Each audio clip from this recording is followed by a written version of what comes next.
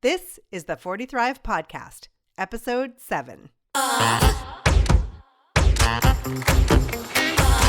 You're listening to the 40 Thrive Podcast, the show created for women 40 and beyond, ready to shake things up. Get exclusive access to expert advice, support, and strategies that will inspire, motivate, and give you the tools to not just survive, but thrive. And now, your host, Jackie McDougall. Welcome to the 40 Thrive Podcast. I am grateful you're here. So today's episode is going to really shift your mind when it comes to nutrition and exercise. Courtney Townley is the founder of Grace and Grit. She has a community online. She's also got her Grace and Grit podcast, which I will link to in the show notes. You need to take a listen. But I met Courtney about a year and a half ago. It was one of those moments where I showed up for a podcast conference and they had a little opening intro for those who had never been before. And so I went into the ballroom and sat down at the table and we just all started talking as a group.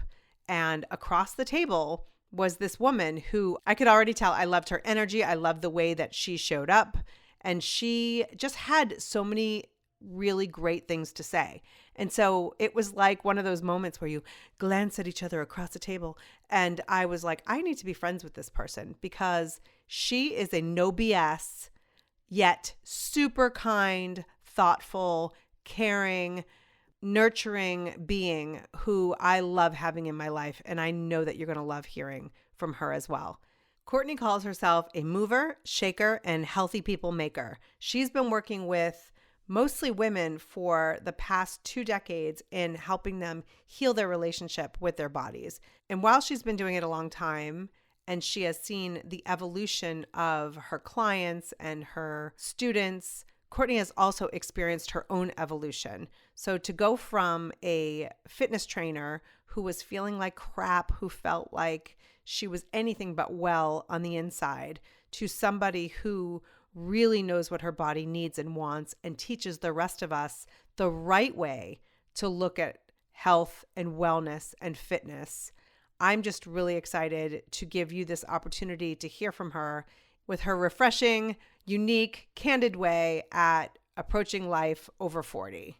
Courtney, thank you for joining me. Oh, it's always such a treat to be with you. I'm so happy to be here. So I was just telling the story. It's usually reserved for people who meet their soulmate at a party and their eyes meet across a room.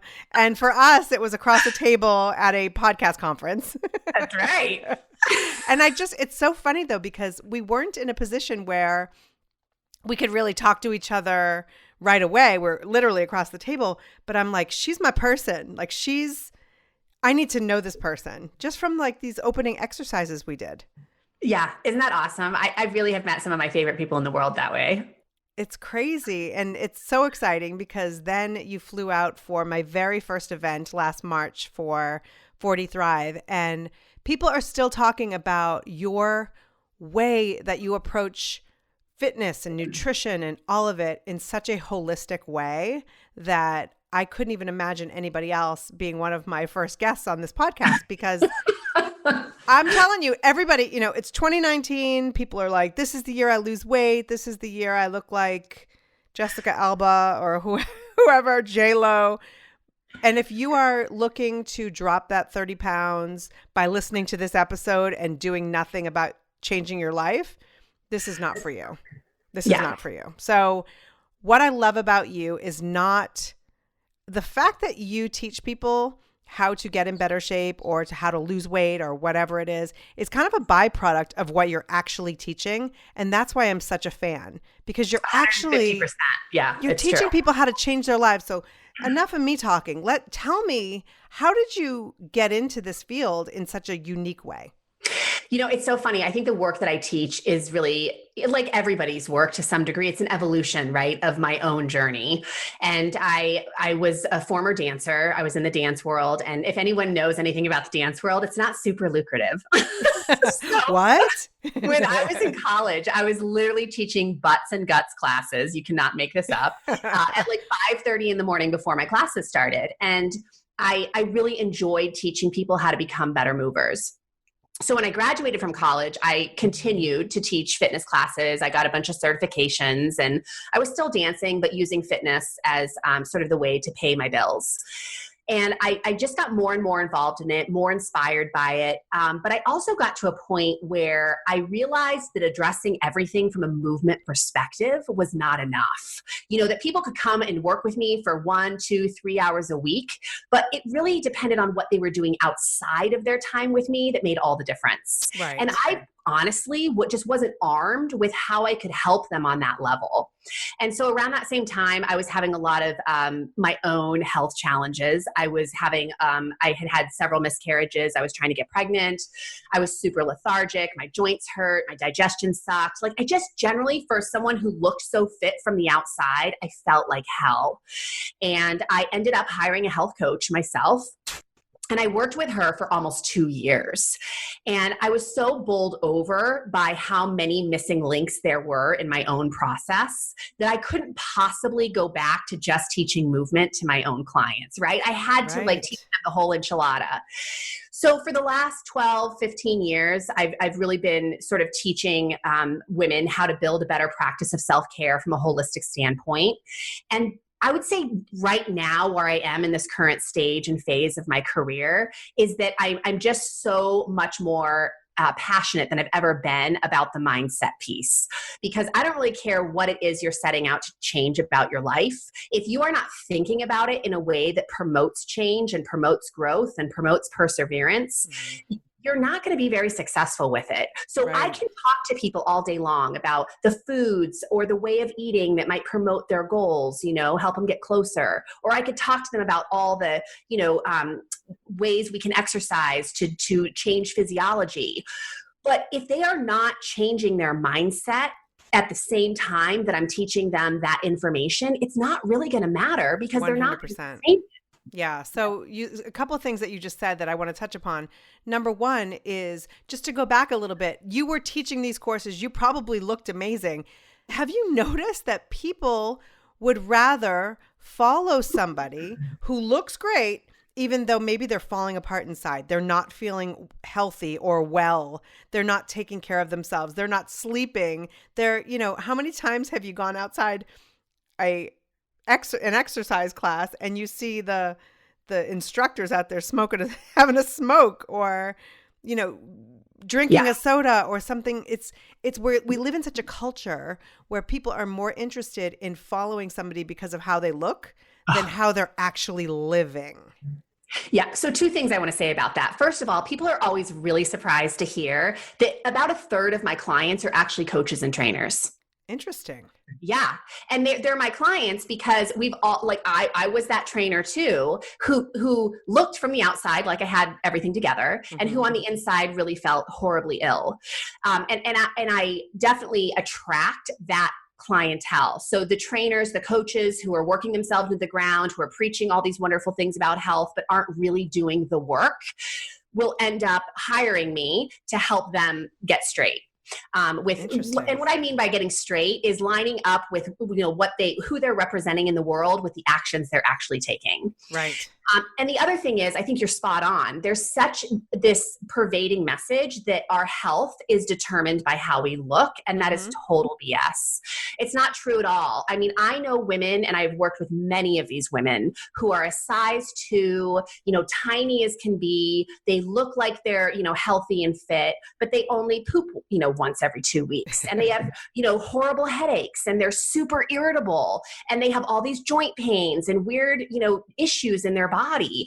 So just because they don't have a weight issue by no means says that they're a healthy individual. So I think we do get very skewed about what health actually means and how it's represented. Right. So, take me back a little bit. So you decided to hire a coach, which no matter what it is you're trying to do in your life, I am a firm believer in finding a coach or a support system, a community, whatever it is that you need to help you stay accountable and to teach you some of the ways. I can't even say enough about coaching when it's the right coach for the right reason. Yeah. So talk to me. You hire this person. What do you think? I mean, you already knew a lot about nutrition and exercise and how to move. What do you feel like you got from this person that you didn't already have? Yeah.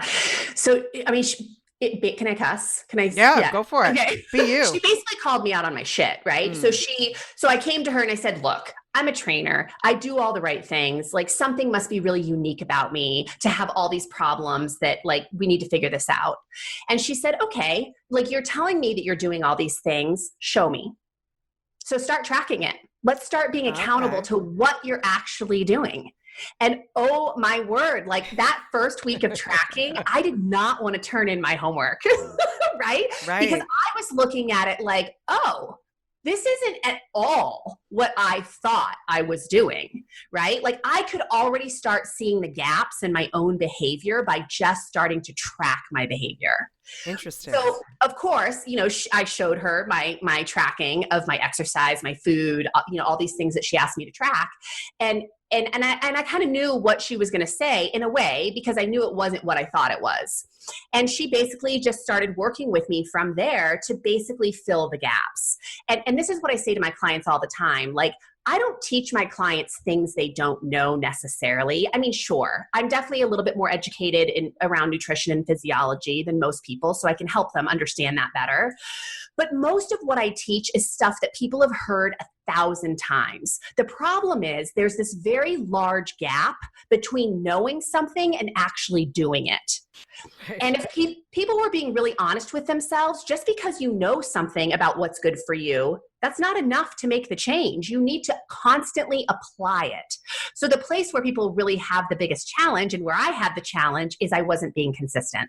Mm-hmm. And so I learned how to be consistent in a very methodical way, so I wasn't overwhelmed and I could really apply what I was learning, and it made all the difference in the world. Wow. So you work with a lot of people in finding this consistency, but I think you nailed it right from the top, and you talk about mindset. So I'm still back there when you hired this coach. There are so many coaches who would let their ego get in the way. I am a fitness expert. Why would you give yourself that grace, founder of Grace and Grit, to actually turn to somebody else for support, admitting that you maybe don't know or have it all going on? Yeah, well, I didn't know it at the time, but I would say today, looking back, I think people who are really serious about making change are willing to ask for help. And at the time, and I didn't know this then, because I was like 28 years old. So I was, a lot younger than I am now. Mm-hmm. And I distinctly remember I had this handful of women. There was like 5 or 6 of them. And I had been working with them for a long time, and they all went through this period where they were radically changing before my eyes. And this is going to sound like crazy, but I knew it wasn't because of the work they were doing with me. Because I had been teaching people fitness for years, right? And I had seen some changes for sure, but not like these ladies, because their whole persona was changing. They were more optimistic. They were, they had like light in their eyes. Their hair was healthier. Like, life was just better.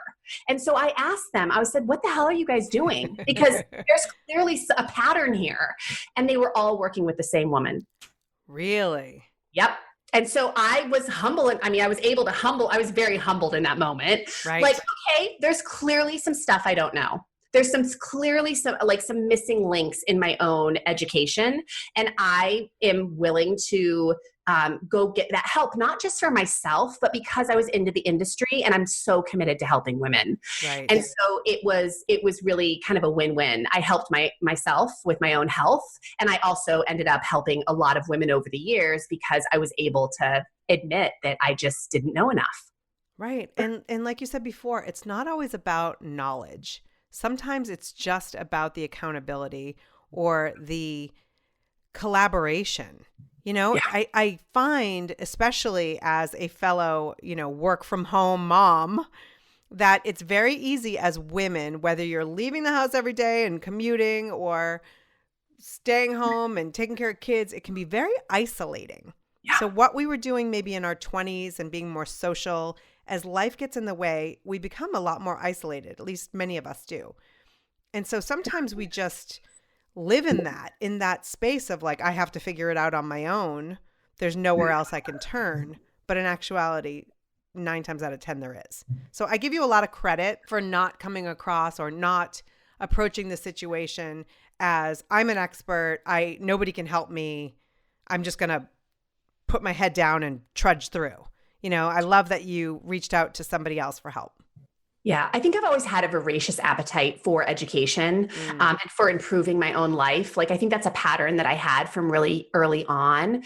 But I also have to say that, like, just that willingness to reach out to this health coach and ask for help, it has served me in so many ways in my life. Like, at this stage of my life, I have a movement coach. Like, I have a trainer that I've worked with for years. I have a business coach. I've worked with a therapist. I look for people who can help me to get to where I want to go in the straightest line possible. Right. Because I know that if I do it myself, I'm a smart cookie. I can eventually figure it out. But do I want to take that kind of time? And, life is short. So the answer is largely no for me. Like, I want to figure this out because I want to live my best life as soon as possible. Right. And so I hire people to help me all the time. It's an investment in yourself. Yeah, it is an investment in yourself. I have a student who just graduated from my year-long program, and she just re-registered for the same program at the same price. And I said to her, there's a lot of other ways, you could work with me. Like, you don't necessarily have to do that whole program over. She said, no, I want to, because I see how dramatically it changed my life. And I'm starting to understand how valuable this accountability piece is, and having somebody who's just traveled a little bit further ahead of you in this certain arena that you're trying to improve. She goes, I can see the value of having that in my pocket. And so to me, it's totally worth the price. That's fantastic. And it says a lot about you because, if somebody is coming into a program, there are different phases. So you work on where you are in that moment and what you need, but there's always more to do in that area. So I love that she recognized the fact that she could go through the same steps, but from a new place to get to the next level. I love that you're bringing this up, because I think when it comes to health, I see one of the biggest mistakes a lot of women make is they're reaching for complicated measures from the outset. So they're looking for the complicated diet that has all these rules and regulations, or this really aggressive exercise program, or this whole complicated supplement regime, or really intense detox program. And while those things may have a place in somebody's journey, it's usually not at the beginning, before somebody has built a solid foundation of the basics. And the thing that really advanced practitioners understand is that the gold is in the basics. And I find a lot of women kind of have this attitude that they're above the basics. They're beyond it. They already know that stuff. And so they need something else. When in reality, they've never been consistent enough with the basics to get the results they're looking for. That is such an incredible point, because I'm going to admit right now, I am that, like, what's the next greatest cleanse? What's the, oh, is that a Spartan race I can train for? I'm not like, how about you walk the dogs on a regular basis without like turning to Facebook instead? Just start there, So I love that you're calling people out on that, because I do love a challenge. I love a goal. And one of the things I love about what you have out there in social media, and I'm sure with your clients, you set these goals. I have to admit something to you. I took a picture of you doing a handstand from your social media and put it on my vision board. I love it. Awesome. Not because I want to be Courtney Townley, although that would be a great goal to be, but that to me was indicative of strength. And a goal and something physical that's fun and playful. It's not drop 40 pounds. It's not eat like a bird. It's, it's something that, okay, now I want to do a handstand by the end of the year. What are the steps that I go through to get there? That's where my head is at now, instead of that person who wants to grab onto the latest and greatest. Yeah. There's a phenomenal, let me say this first. There's a phenomenal obesity researcher. His name is Yanni Friedhoff. I followed him for years. And he has studied all the ways in which people lose weight, but are able to keep it off. And what he said in an article I read last year, which I thought was so on point and so awesome, is he said, there's a lot of ways to skin a cat. There's a lot of ways that you could get a person to lose weight. There's a lot of systems and methodologies that work. But the number one underlying factor that determines if somebody is going to keep it off for the long run is how much they enjoyed the journey. And this is why I encourage my clients all the time. You have to find ways of falling in love with the work. Because if you don't, as soon as you get to that goal, guess what you're going to do? You're going to stop doing the work. Right. And then guess what you get? Right back to where you started. Right. So then you have to start over and over and over again. So what if instead of teaching people to chase a goal, a result, we really taught people how to fall in love with the work? That's great. That's great. Right? So or how do at you least befriend the work? Maybe not fall in love, but at least befriend it. At least invite it to a party, do something. So how do you do that? What would be your tip to helping people fall in love with the work? Maybe some of the people listening aren't necessarily going to go and sign up for a gym and go and do, CrossFit for the next 6 months. But what are some ways that people can fall in love with being more active? So I just interviewed Ingrid Fettel-Lee. I don't know if you know her. She wrote the book Joyful. She's an interior designer, and she basically makes spaces really joyful.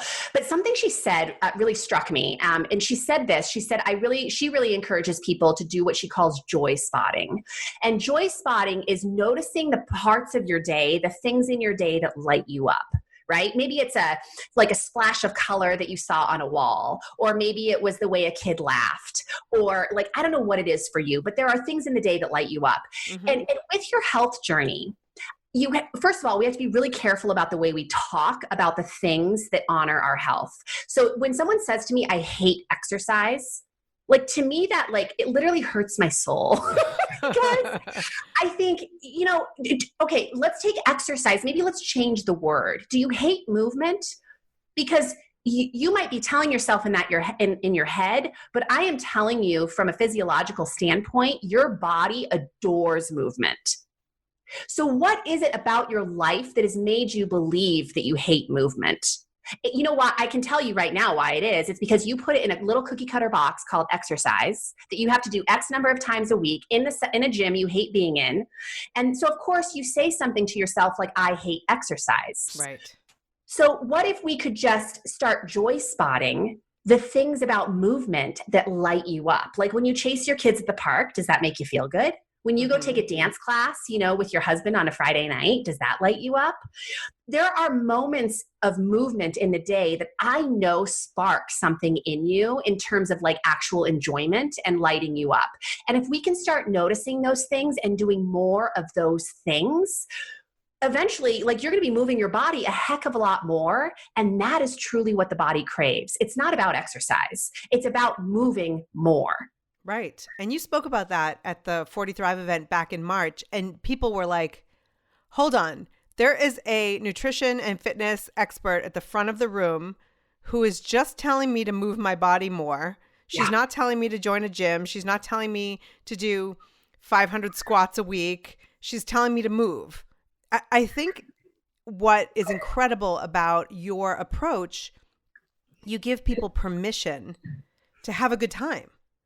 So how is that? What is a good time for you when it comes to physical? Is it going for a walk with the kids? Is it going to the playground and trying to do the monkey bars? Is it dancing? Is it, there are so many different ways we can move our bodies. It is. And I'll tell you, for me, I just love movement. I always have. I mean, again, I was a dancer. So I'm somebody who's just always really had such an appreciation for moving my body through space. And here's my ultimate goal. I want to be able to go into any environment or any class. And I don't necessarily want to be the best person in the room, but I want to be able to hold my own.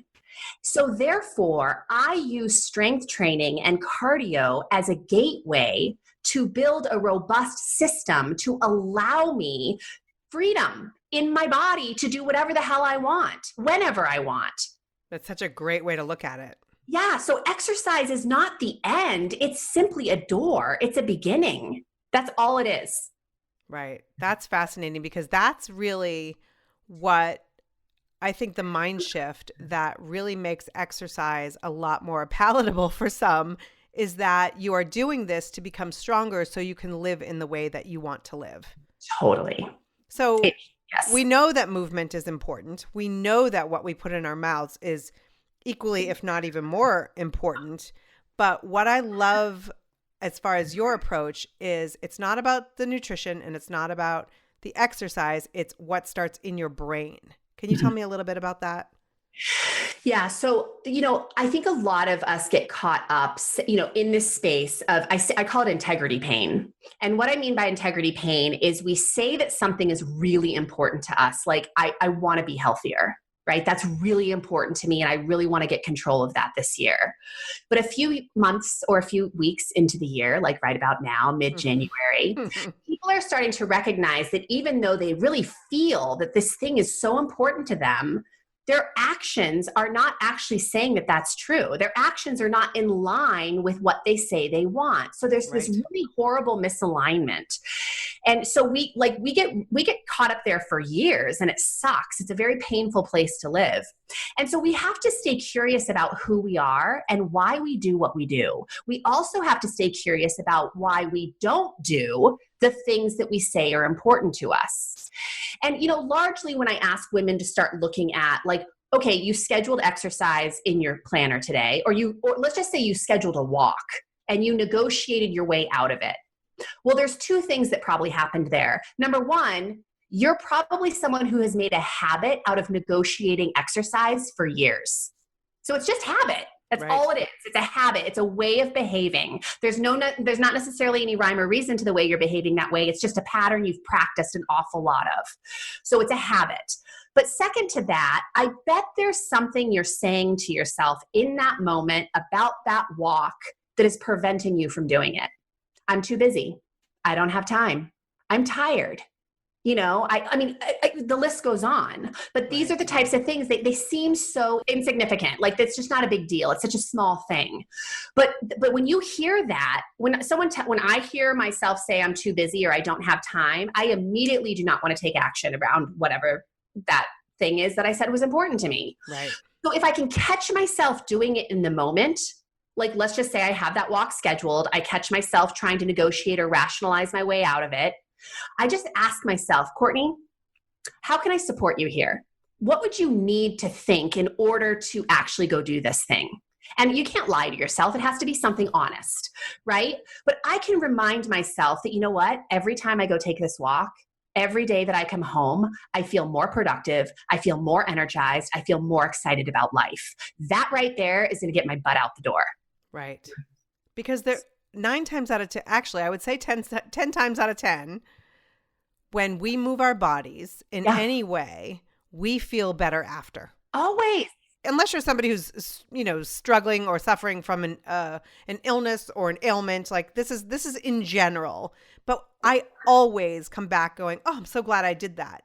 But yet that muscle of resistance before I do it is so strong. How do I loosen it up? I mean, I just remind myself of those results.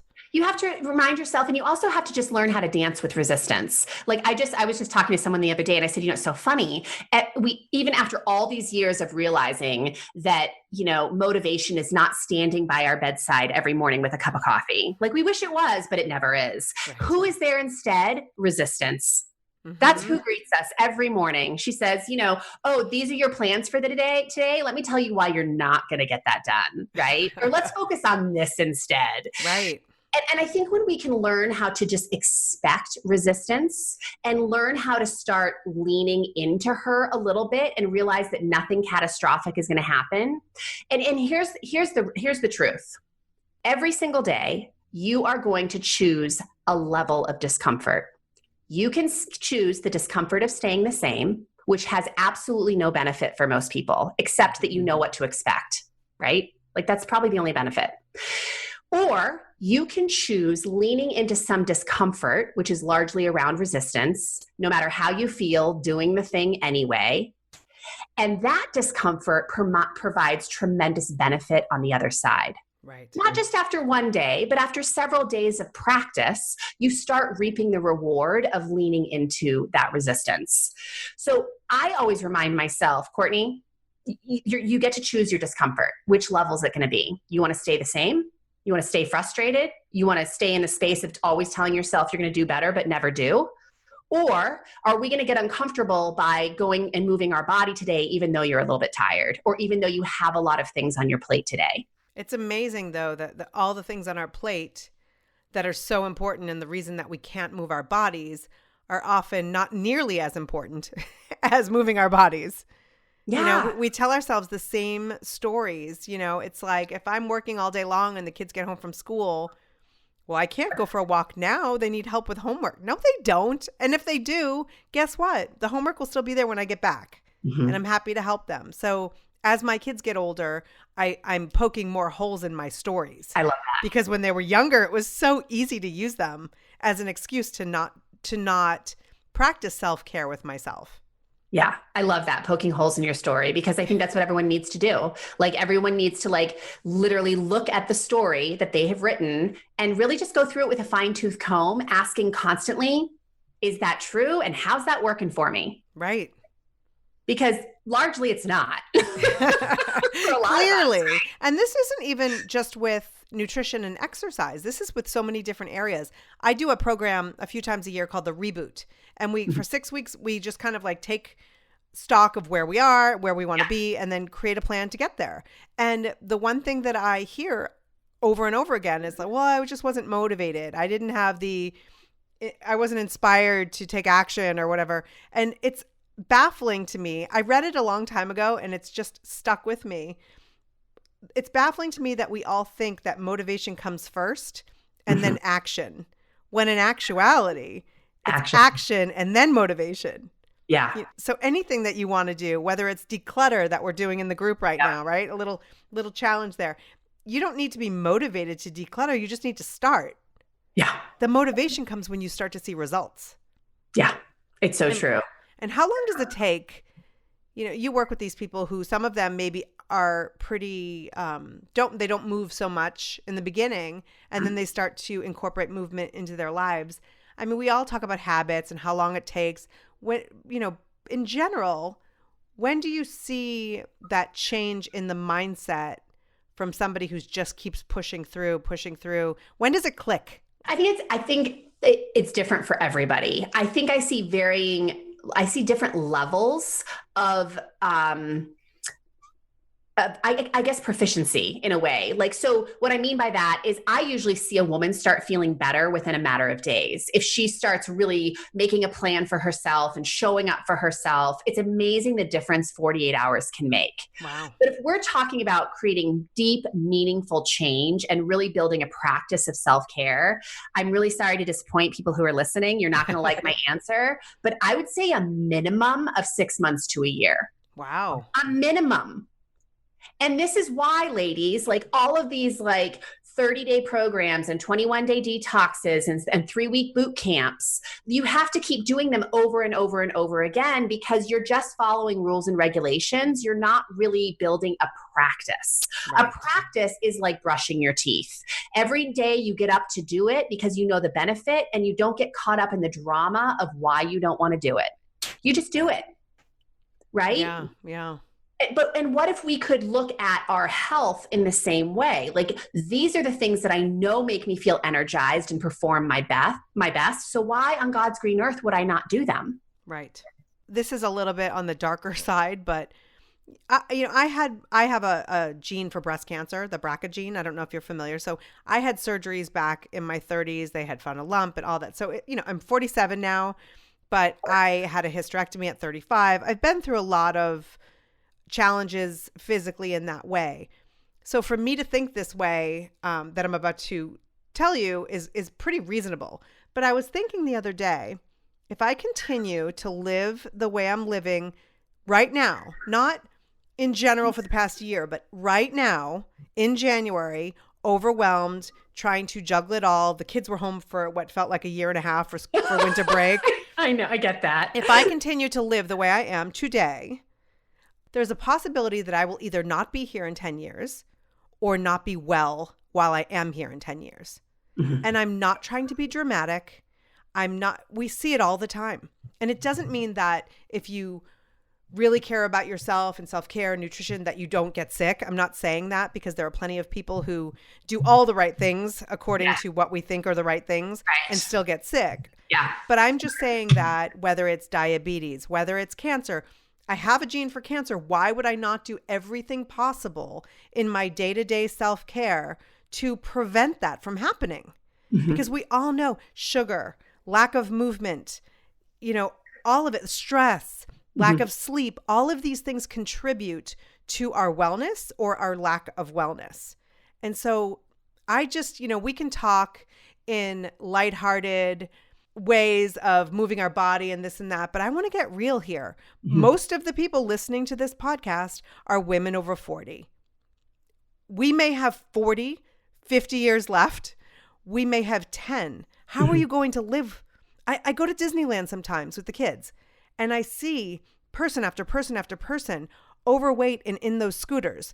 Many of them are probably overweight because of an illness that got them there or whatever is happening, but many of them are ill or in the scooters because they're overweight. And I'm making this commitment right here, right now with you, Courtney, that I don't want to be that person. Yeah. I'm not saying I want to look like Jessica Alba or J-Lo and I want to do a Spartan race, although that does sound kind of fun and challenging. I want to live in a way that makes me feel inspired and badass. And that includes eating well and moving my body. Yeah. So what I just heard in all of that is you have a very clear and very expansive definition of what health means to you. And yet, think of how you're measuring your progress. Oh, yeah. A scale, often. A scale that you just named it, right? And this is what most women do. They have this huge, expansive definition of what health is. And then they use something that has really nothing to do with that definition to define if they're succeeding or failing. And then we wonder why we don't stay motivated, right? And I'm not saying that's the only reason. Right. But my point is, you have got to have markers of progress that are truly in line with everything that you just said. And here's why. Because I run into this all the time with my clients, where I will have women who do everything like at the most elite level to take care of themselves, right? They're drinking water, they're getting enough sleep, they're eating a great diet, they're feeling like $1 million. They get on that damn scale and all of it's for nothing because the scale didn't move. Right. And I think, what? Like, stop it. How can you possibly say that? You feel so much better. And here's the other thing we have to know. When we are changing our health, we are literally changing from a cellular level out. And that takes time. Right. It takes time to see the results, but most people are throwing in the towel because they're not getting the results quick enough.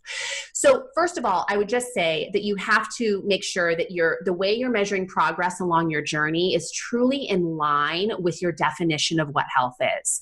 But secondly, I think one of the places where a lot of us get into trouble is this all or nothing thinking. Absolutely.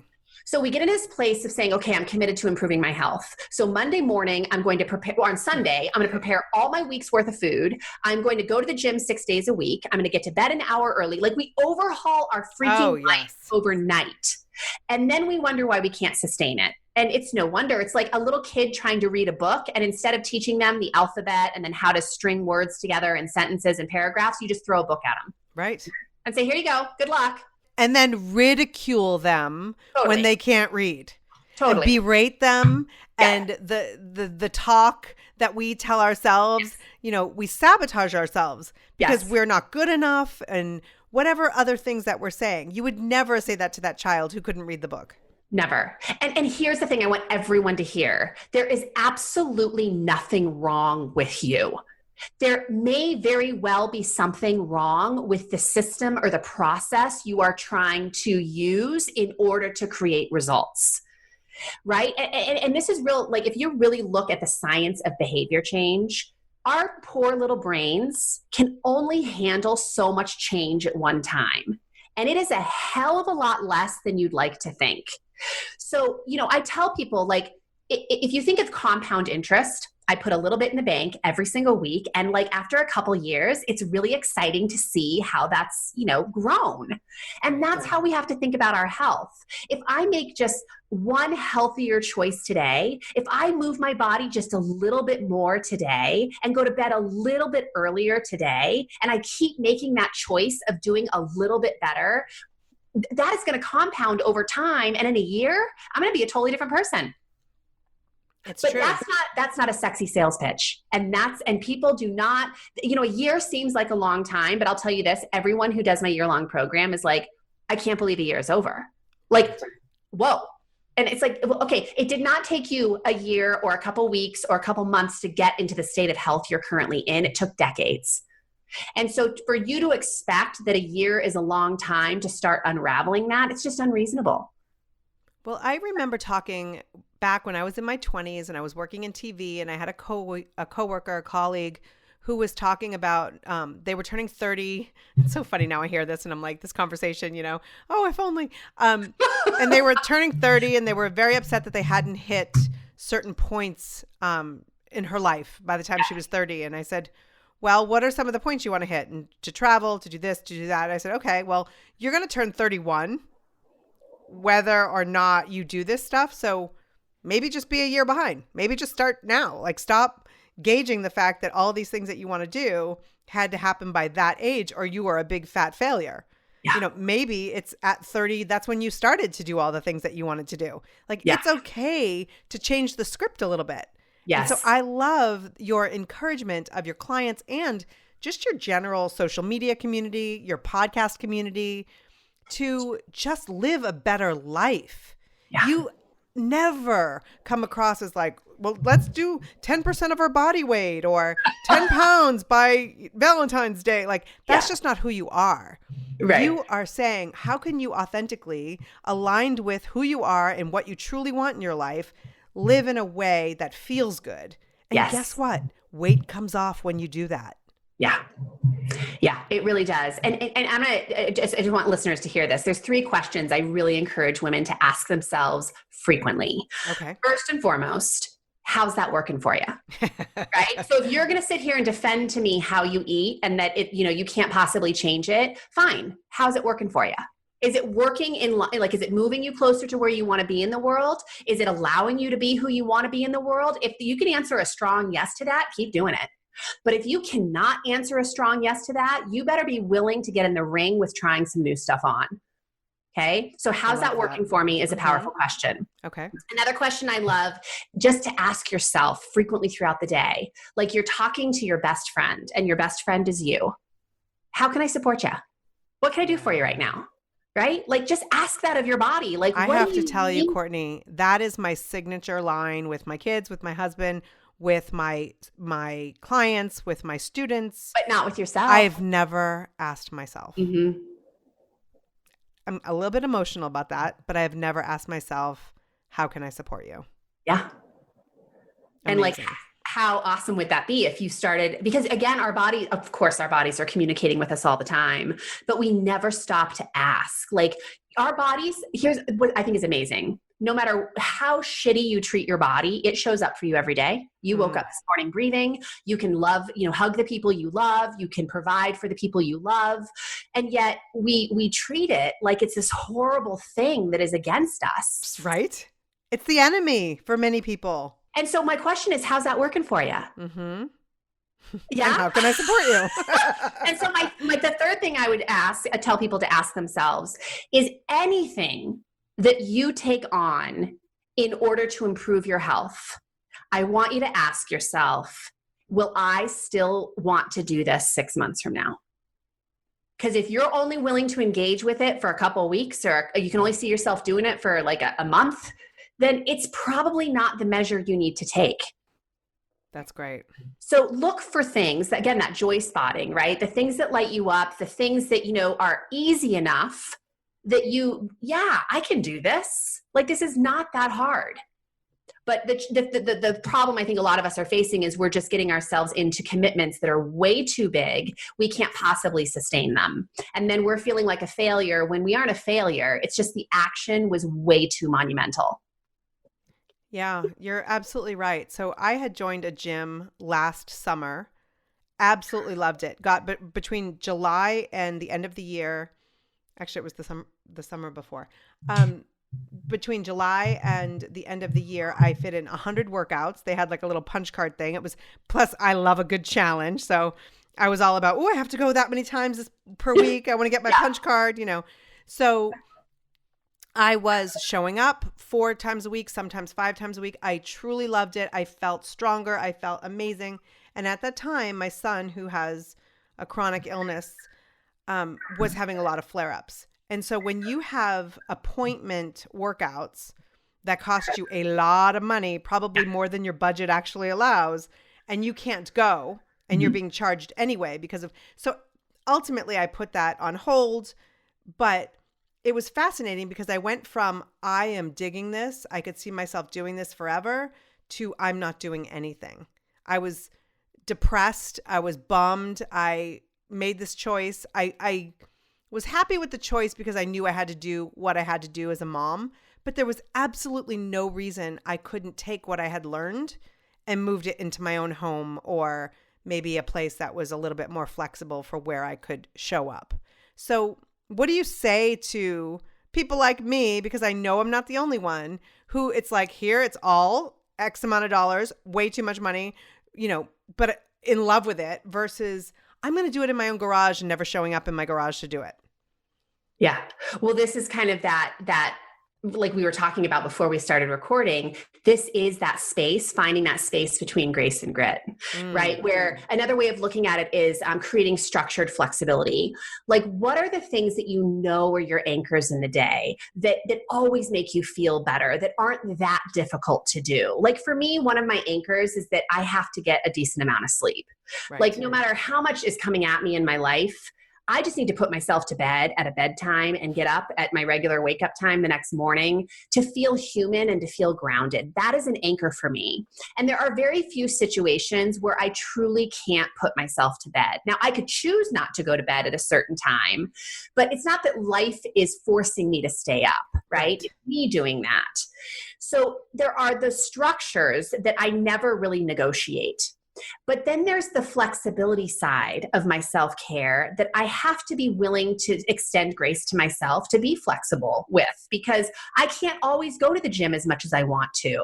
I can't always push as hard as I want to. I can't always, eat in the way that I want to, like if I'm really getting detailed about my food, I can't always do that. So that's where I'm willing to be a little bit more flexible. But even though I can't necessarily maybe eat as dialed in as I want to sometimes, I'm still going to eat real food. Like I have commitments within that still allows structure to be there. So I just love that phrase of structured flexibility, because I think it allows me to remember that there's always something I can do, but I can't always do everything to the extent that I want to do it in. Right. That's such a perfect point, because I could still have shown up in my garage during those times, those hours, maybe get a neighbor or a friend to join me or my husband, but not necessarily feel bad about myself for not being able to commit to what I was once committing to. Yeah. And also recognizing, because I hear you speaking to this, that self-care doesn't always look the same. And this is where we get it really wrong. We always think self-care looks like exercise and diet. Sometimes self-care looks like taking a freaking nap. Right. Sometimes self-care looks like going to pee because you've been holding your bladder for 2 hours. Get out of my head, Courtney Townley. Yeah, right? Sometimes self-care looks like recognizing that, oh my gosh, I'm getting irritable and I can't focus right now because I haven't eaten in 4 hours. Right. Right? And I think that if we're just willing to ask that question, what does self-care look like right now? Right now, in this moment, what does it look like? Because it probably doesn't look like push-ups and kale. Right? Thank God it doesn't. Yeah, no. Exactly. That's funny. And that's so true, because I think we put so much pressure on ourselves that things have to look a certain way. And so that's, again, one of the things I really respect about you is that there are things that are non-negotiables in your life, and that's what you encourage your clients and your community to have, these non-negotiables. But at the same time, providing yourself that grace, that whole grace and grit. I mean, you live Grace and Grit. This is not a brand that you've created that now you're trying to put your life into. It's like you are an example of grace and grit every single day. And it inspires the rest of us to try to live in that space as well. And I really appreciate that about you. And here's the thing, like, and this is what I really want women to hear. I want you to hear, I want myself to hear yet again, is that we have done ourselves a little bit of a disservice by allowing the diet and fitness industry to brainwash us into thinking that someone always knows better, that someone else knows where that fine balance is for us between grace and grit. Right. But the reality is you are the only person who knows where that balance is, and you have to take responsibility for it, which means you have to be willing to experiment. You have to be willing to try some things on. You have to be willing to accept that progress is not linear. Right. And if you're, and get to know yourself and get to get that place where you start asking yourself some really good questions, and you commit to becoming your best, even though it's probably going to be messy along the way, you know, rather than constantly looking to other people to tell you how to live your life. You know, I think that it's really great. Like, I love being a health professional. I love guiding women. But I always remind them that the only expert on your physiology is you. Because I'm not in your body. I don't live in your body. I don't live your life. I don't have your likes and dislikes. I don't have your genetic blueprint. So at the end of the day, you have to learn how to communicate with your body so you can, you know, basically honor your body in the way that it's asking to be honored. And that requires honesty, and it requires paying attention. Right. And I love that, because there are so many people out there who are completely convinced that what they know about you and what you should be doing in your life, like that they are the keeper of the secrets. You know? And, you know, I think their intentions are good a lot of times because something changed their life. And so now they want everyone to know and everyone to do that thing. And of course, that's what gets them into trouble, right? Is that then people buy into it and it doesn't work the same for them. And it's not because there's something wrong with that person. It's just because we're all so unique on so many layers that we don't fit into these cookie cutter protocols. We never will. Absolutely. So you're doing something exciting with your brand this week. You have the 5 to Thrive event going on. What does that mean? Yeah. So, you know, it kind of, you know, just kind of a summary of everything we've talked about. Like, I really believe that women make this improving their health stuff so difficult. Right. Like we get in our own way on so many levels. We reach for programs that are really setting us up for failure. And at the end of the day, even though every woman is so stinking unique, there are a lot of common threads that run through everybody's health journey. And these are things that are at the root of what I teach as a coach. And so I'm running this free event that basically introduces these fundamental principles that I really believe every woman cannot come back to often enough. Like, I don't care how advanced you are. I don't care where you are in your health journey. If you're willing to come back to basics and master the basics, that's where the magic is. And so that's really what the event is it's just reminding people of the mainstays of deep health.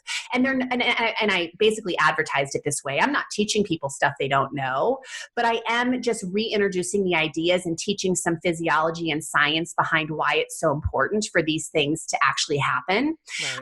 And I'm also giving some tips and strategies for how to make it much easier without creating overwhelm. I love that. And this is all online? It's all online. So if people register, they can go to graceandgrit.com/5 to Thrive and just enter your email. And what'll happen is you'll get an email with a link in it, and you'll click on that link and you'll have access to all 5 days worth of lessons, all the Facebook Live Q&A sessions. You'll get a little workbook that you can kind of track your own thoughts about what you're learning. But it really just kind of brings women back to the stuff that matters, like the fundamentals of what you can do with consistency that will make all the difference in your health. And of course, and again, I just want to emphasize this, there is that very large gap for most of us between knowing and doing. And this is just kind of my attempt at slowly starting to narrow that gap for women. Well, I'm excited because I think anybody who's looking to narrow that gap and just get their head back on in a positive, productive way in moving forward with their health, the 5 to Thrive event, I'm going over there and signing up for it, Courtney. You should. Absolutely. So I encourage the 40 Thrive community to join me there. So before you go, one of the things I ask all of my guests, yes, I'm putting you on the spot here. Okay, good. What does it mean to you to 40 thrive? Oh, that's a good question. So for me to 40 thrive, I think it really, for me, it means being willing to stand in the ring with my own bullshit, and to be able to just not judge it, but just see it for what it is, and realize that if I'm not willing to look at it, it's going to continue to control my life in a way that isn't serving me. And so for me to thrive, I have to be willing to kind of lift up the rug and look at the dirt underneath.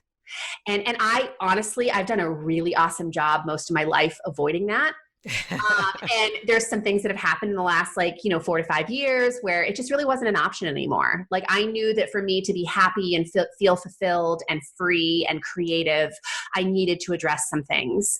And as terrifying as that is, and it's not work that anybody wants to do, it's not fun, but the benefit on the other side of it is profound. And so I just, invited myself into that arena without the judgment and with a whole lot of compassion. And I reached out for help, right, to people who could help me move through it. Right. And I just feel like I'm in such a position to thrive through my 40s because because I kind of know what I'm traveling with. Like nothing is a mystery to me in terms of kind of my behavior, like I'm willing to look at it. I'm willing to stay curious. I'm just willing to get to know myself and own who I am. And that's what it means to thrive. That's a great place to be. And I encourage everyone to look at their lives a little bit more honestly, because as you like to say, how's that working for you? When you pretend that things are going a certain way and you're not getting honest with yourself, I just don't think that you can be the person you truly are meant to be. It's such a prison, and I think we have this delusion that, because of social media and, media in general, that other people have their shit together, but everyone has dirt under the carpet, everybody, and I think if we were just more willing to talk about it and normalize it, it would just do so much good for the world, for all of us to just say, oh yeah, me too. Like, that's okay. This is what I did. Maybe it'll help you, but just really kind of throw it out into the open rather than trying to hide it in a closet. Which 100%. I think is what we do. I think that, when you have an online business, it can be even easier to pretend that there's no dirt under that carpet. So I give you a lot of respect and admiration for leading that conversation. That's what I'm hoping that 40 Thrive is for people, where the days of pretending that there's no dirt under the carpet are over. That's ridiculous. How do you live that way? Because you're so worried that somebody's going to come over and lift up the carpet. Mm-hmm. I would rather just show you like, hey, there are actually crumbs under there. And it takes a lot of energy to hide that, right? To stuff it and hide it and not open up about it. It requires a lot of resources from your physiology and your psychology. And it causes shame and it causes depression and anxiety and that need to try to pretend you are someone that you're not. And none of that is good for anybody in the world. No. So if we were willing to just look at it and kind of expose it and shine some light on it and get to know it, it's amazing the amount of freedom that's on the other side of that, because we aren't fighting it so much to hide it anymore. And so I think that, I see this a lot in my industry, of course, because I work with a lot of very accomplished women who have achieved very high levels of success in their life at the expense of their health. Wow. And so they have horrible shame around this lack of self-leadership in the arena of health. That makes perfect sense. Yeah. And it's nothing. I mean, to me, I'm so inspired that most of my clients are over the age of, I'd say late 30s to late 50s. But that they're at a point in their life where they haven't thrown in the towel. They're just getting started and they know that this is something they need to address in order to move forward. Awesome. So head on over to graceandgrit.com/5, 2, Thrive, and join Courtney's free online event. I'm excited to head on over there. Courtney, thank you so much. Oh, it's my always a pleasure. Yes. Every time I talk to you, I just want to go dancing that night or go do something fun. Or next time I'm in LA, we'll go dancing. Absolutely. Okay, that sounds perfect. Yeah. Thank you so much, Courtney Townley. If you found value in this episode and you know someone who might benefit from this message, please consider sharing the podcast. subscribe to the 40 Thrive podcast wherever you listen to podcasts. Next week, you won't have to go searching for the podcast. It will just pop up in your favorite podcast app. And don't forget to join us in the 40 Thrive Facebook community. We've got some great things happening this month, so join us over there on Facebook. Thanks so much for listening. Take care and keep thriving.